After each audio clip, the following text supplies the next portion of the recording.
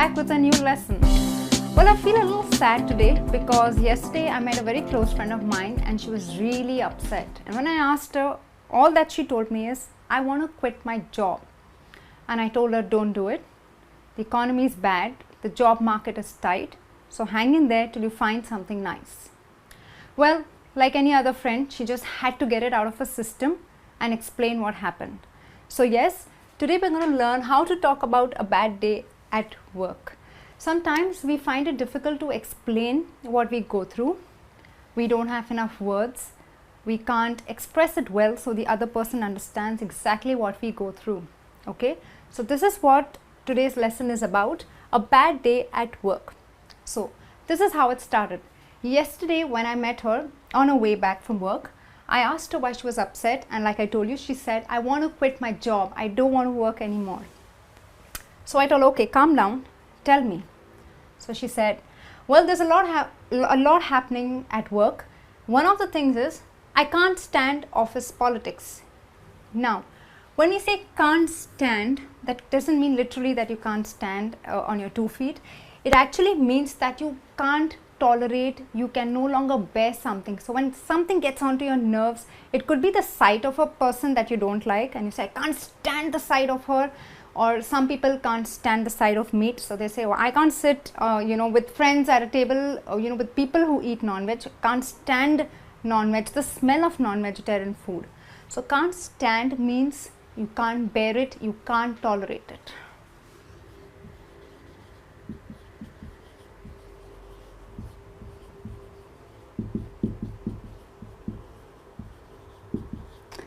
Okay, so I can't stand office politics.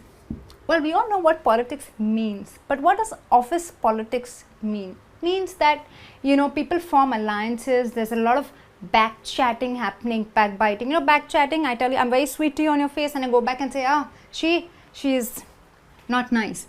So, you have alliances, you have groups, you kind of sugarcoat your words, you're sweet, but you really, on the face you're very nice to each other, but behind your back there is pure hatred and dislike and disharmony. Okay, so that's what office politics is. So she said, she was very upset because she doesn't like to be a part of office politics. So she says, I can't stand office politics. Okay, so, and I asked her why, what's happening, and she said, a lot of my colleagues are kissing up, okay, to people who call the shots. Now, kissing up means butter up someone. When you want favors from someone, you may not like the person, but you're just buttering up the person to just to get favors from him, or to get him on your side, or to support you to do something. Of course, you have your ulterior motives. You're doing it with an intention to gain something. So kissing up means buttering up someone. Now, a lot of people use the slang suck up. You really suck up to your boss. So, well, not a very nice word to use, but this is a slang. It actually means you are kissing up to someone. Now, a lot of people believe you need to, butter up your seniors to climb the corporate ladder, to gain quicker promotions and higher designations. So she was upset because she said, all my colleagues are kissing up to people who call the shots. Now, what do you mean by call the shots? Call the shots means, making big important decisions.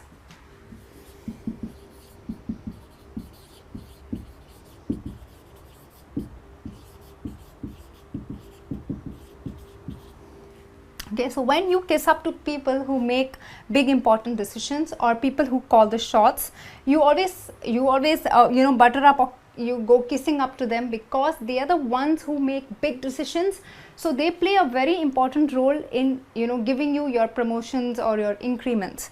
So she was upset because they were kissing up to people who call the shots. And why were they doing this? To move up the ranks. Now, to move up actually means to climb a ladder. You want to climb, you want to grow, so you have to climb your career ladder, right?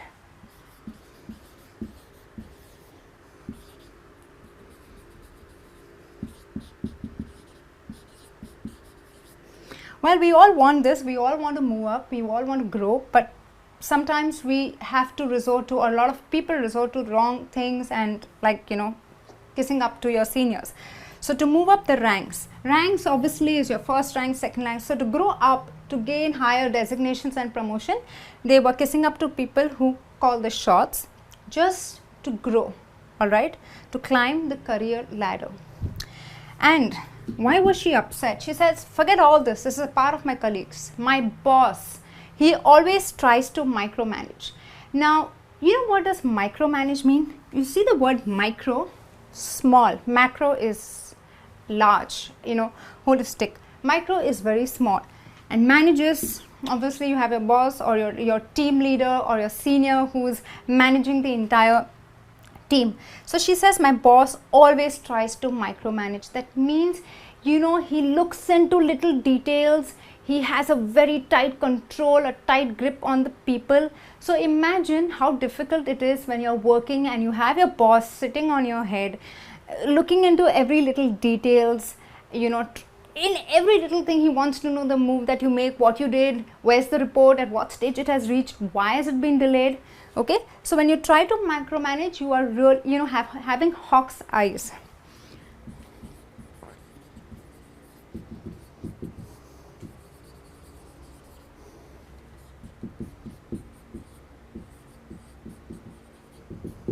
So well, in short, it means having a strict control, or you know, looking into basically every little detail of what you are doing. Okay. Well, so she tells me he not only micromanages, he is also breathing down my neck. I felt bad for her. So what do you mean by breathing down my neck? You know, when someone keeps a very close watch on you, so much so that it is annoying. You know there is someone who's watching every move you make and every little thing that you do.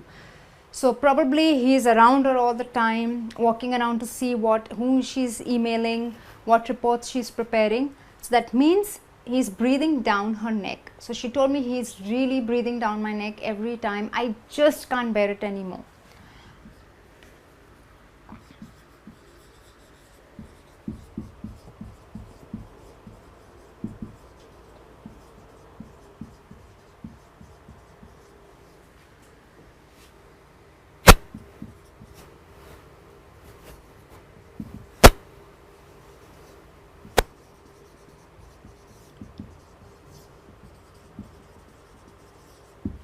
Okay, so he was micromanaging and he was always breathing down her neck.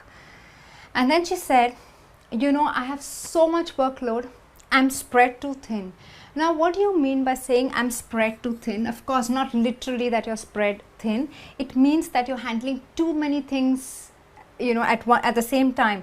It could be a lot of projects, it could be a lot of tasks, a lot of people, a lot of meetings. So you're spread thin. You have meetings, you have to submit reports, you have to go and meet your customers. So you're spread too thin. That means you have too many things to handle.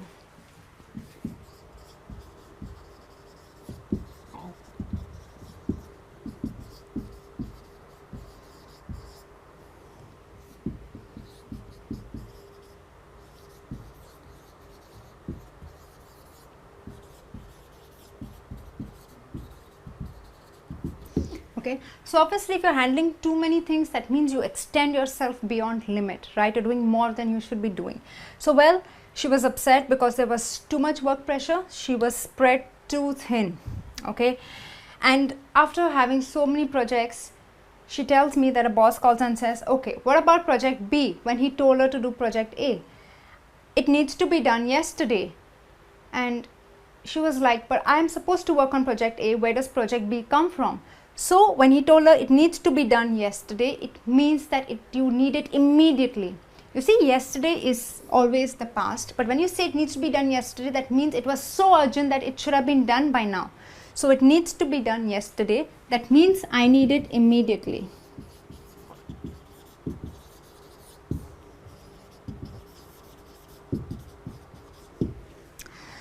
And that's where all the frustration grows. You know, when she was narrating this entire whole day episode to me, I think I was blessed because I have a wonderful boss, and I hope you guys are blessed and have a good boss too. Okay, and then I told her, okay, hang in there. I mean, there must be some reason that you shouldn't leave. And then was the howler when she told me, no, the salary and the benefits leave a lot to be desired. Now when she said this, it meant that the salary and the benefits were highly unsatisfactory.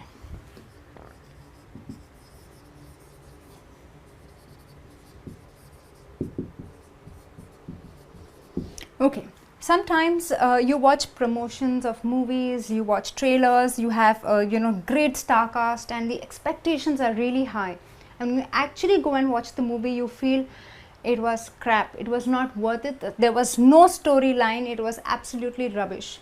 So you leave the theater. I mean, the graphics, the animation may have been great, but still the movie left a lot to be desired. That means somewhere you were dissatisfied with the entire movie.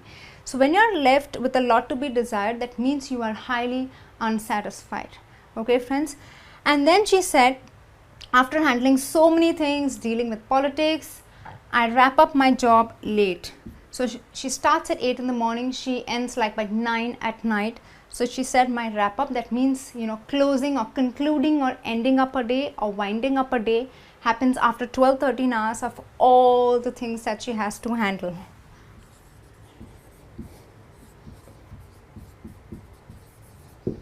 Okay, friends, so this is her entire story, and these are the certain phrases and idioms that you could use when you want to talk about a bad day of work. Go ahead, express it. Of course, I do hope you don't have too many bad days at work, but we all know we have to face this at some point of time, at our workplace. All right, so I hope these are going to help you to express yourselves better the next time you want to talk about a bad day at work. Fine, I'll be back soon with a new lesson. Till then, take care and bye.